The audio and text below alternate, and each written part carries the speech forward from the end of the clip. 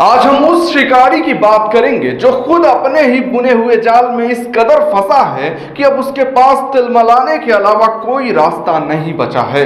जी हां, हम बात कर रहे हैं भारतीय जनता पार्टी की और उनके उस कुख्यात ऑपरेशन लोटस की, जिसने देश के कई राज्यों में लोकतंत्र की परिभाषा को ही पैरों तले रौंद कर रख दिया है।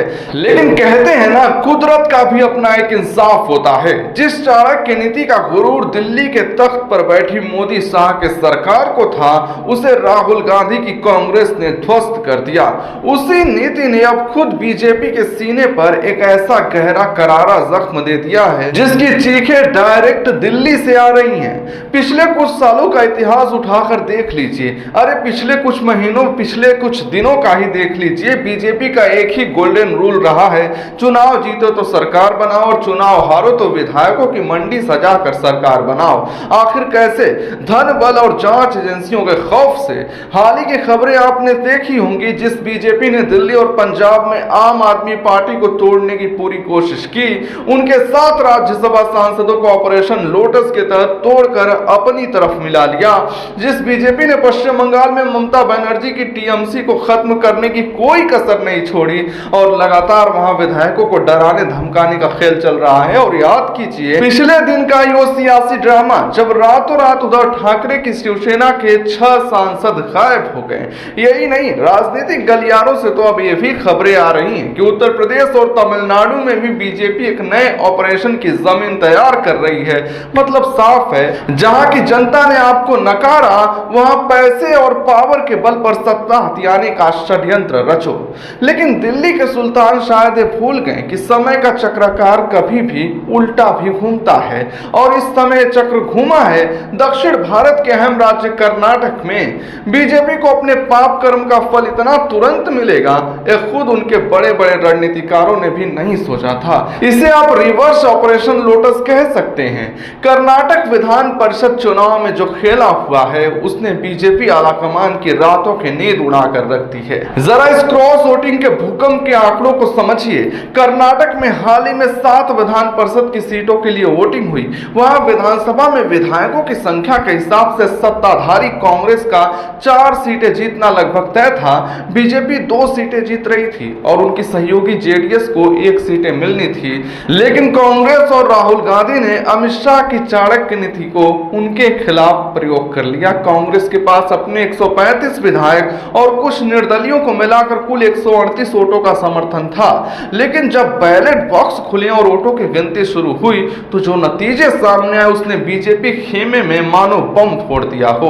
कांग्रेस को मिले पूरे 151 वोट, यानी उनकी अपनी ताकत से पूरे 11 वोट ज्यादा। इसका सीधा मतलब क्या है? सीधा मतलब यह है कि एनडीए की 11 विधायकों ने अपनी ही पार्टी में खुली बगावत कर दी और कांग्रेस के पक्ष में जाकर क्रॉस वोटिंग कर दी। जी हां, जिन विधायकों को एकजुट रखने का ढोल बीजेपी पीट रही थी, वही विधायक मौका देखकर बीजेपी के हाथ से फिसल गए। खबरों के मुताबिक बीजेपी के 3 विधायकों और 2 निष्कासित विधायकों के साथ साथ जेडीएस के 6 विधायकों ने अपने ही गठबंधन की पीठ में खंजर खोप दिया। नतीजा यह हुआ कि कांग्रेस ने 4 की जगह शानदार 5 सीटों पर प्रचंड जीत दर्ज कर ली। बीजेपी के 2 उम्मीदवार तो किसी तरह रोध होकर जीत गए, लेकिन उनके सहयोगी जेडीएस के इकलौते उम्मीदवार गोविंद राजू को करारी हार और अपमानजनक हार का मुंह देखना पड़ा। सोचिए, जिस पार्टी को दूसरों का घर तोड़ने में मास्टरी हासिल थी, आज उसका अपना ही घर ताश के पत्तों की तरह भरभरा कर गिर गया है। अब आप खुद सोचिए, इस ऐतिहासिक झटके के बाद दिल्ली दरबार का क्या हाल होगा। जो बीजेपी दूसरों को तोड़कर अपनी पीठ थपथपाती थी, आज उसी पार्टी के राष्ट्रीय नेतृत्व के चेहरे पर हवाइयां उड़ रही हैं। बीजेपी का आलाकमान इस बगावत से पूरी तरह तिलमिलाया हुआ है। कर्नाटक में विधायकों ने जो रिवर्स खेला है, उसकी गूंज सीधा दिल्ली के पार्टी मुख्यालय तक पहुंची है। पार्टी नेतृत्व ने गुस्से में एक इमरजेंसी फरमान जारी कर दिया है। नाराज आलाकमान ने कर्नाटक बीजेपी के प्रदेश अध्यक्ष बीवाई विजयेंद्र, विधानसभा के विपक्ष के नेता नेता आर अशोक और राज्य प्रभारी राधा मोहन दास अग्रवाल को 23 जून को दिल्ली तुरंत के लिए तलब कर लिया है। साफ साफ अल्टीमेटम दे दिया गया है कि आओ और दिल्ली में हिसाब दो कि तुम्हारी नाक के नीचे इतना बड़ा खेल आखिर कैसे हो गया। बीजेपी के भीतर मचे इस हाहाकार को आप उनके खुद के नेताओं के बयानों से अच्छी तरह समझ सकते हैं। विधानसभा में विपक्ष के नेता आर अशोक का दर्द और गुस्सा उनके शब्दों में साफ झलक रहा था। उन्होंने मीडिया के सामने बेहद सख्त लहजे में चेतावनी देते हुए कहा है, जिन लोगों ने पार्टी के साथ धोखा किया है और पीठ में छुरा घोंपा है उनकी पहचान की जाएगी। हम पार्टी के साथ गद्दारी करने वाले ऐसे विधायकों के खिलाफ सख्त से सख्त कार्रवाई का निर्णय लेंगे। वहीं अपनी ही कुर्सी बचाने की जद्दोजहद में पसीने पसीने हो रहे प्रदेश अध्यक्ष BY विजेंद्र ने भी डैमेज कंट्रोल की कोशिश करते हुए सफाई दी। किसने क्रॉस वोटिंग की और कैसे क्या किया, जैसे ही हमें इस बात की पुख्ता जानकारी मिल जाएगी उसके बाद पार्टी उचित फैसला लेगी। आनन फानन में लीपापोती करने के लिए कर्नाटक बीजेपी ने 3 सदस्यीय एक जांच समिति भी गठित कर दी है। इस समिति में CT रवि, N महेश और महेश तेंगिनाकाई जैसे नेताओं को शामिल किया गया है और उन्हें 25 जून 2026 तक हर हाल में विस्तृत रिपोर्ट सौंपने का आदेश दिया गया है। पर आज पूरे देश के सामने सबसे बड़ा सवाल यह उठता है कि क्या सिर्फ कुछ विधायकों की काम बगावत है या फिर उस जहरीली राजनीतिक संस्कृति का कर्म फल है जिसे खुद बीजेपी ने सालों से इस देश में सींचा है। जब आम आदमी पार्टी के 7 सांसद टूटे थे तो आप नेता संजय सिंह ने चीख चीख कर जो बात कही थी वो आज सच साबित हो रही थी। उन्होंने कहा, भारतीय जनता पार्टी नरेंद्र मोदी और अमित शाह के नेतृत्व में ऑपरेशन लोटस चला रही है जो ओछी राजनीति का खेल है और ये जनता के पीठ में छुरा घोंपने जैसा है।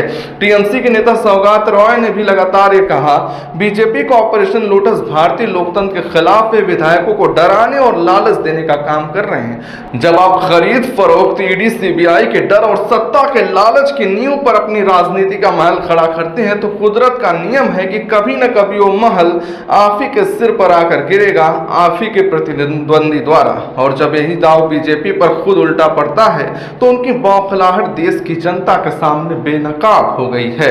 कर्नाटक की यह घटना सिर्फ एक चुनावी उलटफेर भर नहीं है, एक कड़ा और सीधा संदेश है दिल्ली के उस अति आत्मविश्वास के लिए जिसे लगता था कि हर विधायक बिकाऊ है और हर पार्टी तोड़ी जा सकती है। इस रिवर्स ऑपरेशन लोटस ने साबित कर दिया कि सत्ता के अहंकार में जब कोई पार्टी अंधी हो जाती है तो उसे आईना दिखाने का काम अक्सर उसके अपने ही विधायक करते हैं।